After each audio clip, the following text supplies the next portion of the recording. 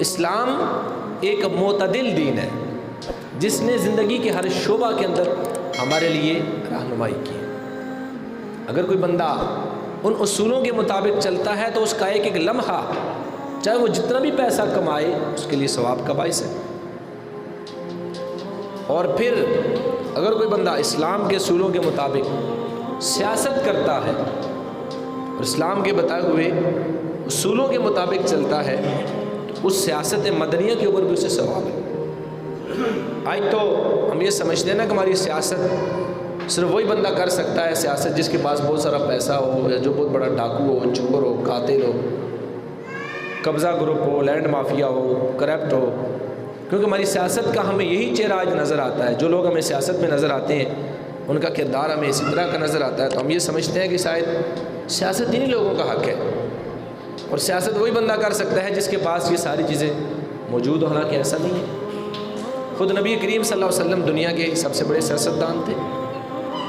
حضور سے بڑا تو کائنات میں سیاستدان کوئی نہیں ہے۔ آپ نے خود حکومت کی، مدینہ طیبہ میں 10 سال آپ نے حکومت کی۔ حضور کے بعد حضرت صدیق اکبر مسلمانوں کے وزیر اعظم بنے، خلیفہ بنے، آپ نے حکومت کی۔ آپ کے بعد حضرت فاروق اعظم وزیر اعظم بنے، مسلمانوں کے صدر۔ اس وقت اس کو خلیفۃ المسلمین کہا جاتا تھا، آج اس کو وزیر اعظم کہا جاتا ہے، صدر کہا جاتا ہے۔ اس کے بعد حضرت عثمان غنی، پھر حضرت مولا علی، پھر حضرت امیر معاویہ، حضرت امام حسن، پھر حضرت امیر معاویہ، پھر اس طرح 1400 سال سے آج مسلمانوں کی دنیا میں 70 سے زیادہ ملک مسلمانوں کو حکومت کر رہے ہیں۔ خلافت عثمانیہ ایک عرصہ تک، صدیوں تک مسلمانوں کے اوپر حاکم رہی۔ تو کیا یہ سارے لوگ یہ سیاستدان نہیں تھے؟ ان سے بہتر سیاست کون کر سکتا ہے؟ حضرت فاروق اعظم رضی اللہ تعالیٰ عنہ سے بہتر سیاست کس کی تھی؟ حضرت عمر بن عبدالعزیز رضی اللہ تعالیٰ عنہ مسلمانوں کی سیاست میں بہت بڑا نام ہے، اور آپ کی سیاست میں سیاست کس کو کہا جاتا ہے؟ کہ ملک کو چلایا جائے اور ملک کے اندر رہنے والے لوگوں کی ضروریات کو پورا کیا جائے، یہی سیاست ہے۔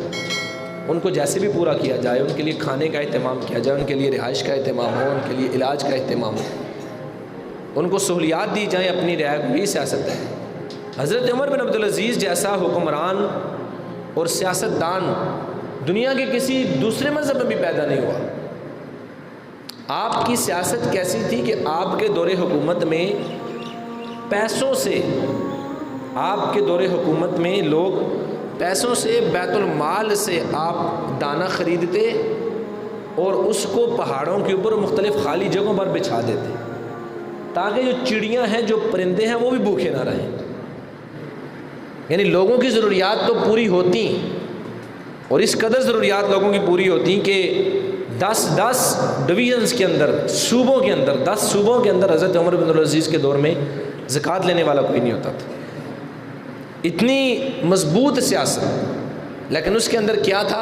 آپ نے اپنی سیاست کو اسلام کے تابع کیا۔ اتنا مضبوط سیاستدان آج کے دور میں کوئی ایسا ملک نہیں ہے جسے پیسے کی ضرورت نہ ہو۔ ہر ملک دوسرے ملک سے قرضہ لیتا ہے، ہمارا اپنا ملک بہت مقروض ہے، لیکن اگر سیاست کو اسلام کے تابع کیا جائے، اپنے کاروبار کو اسلام کے تابع کیا جائے، اپنی رشتہ داریوں کو، دوستیوں کو اسلام کے تابع کیا جائے، تو پھر اس کے اوپر ہمیں اس کے اثرات بھی نظر آتے ہیں، اور پھر اللہ کی بارگاہ سے اس کے اوپر اجر و ثواب بھی ملتا ہے۔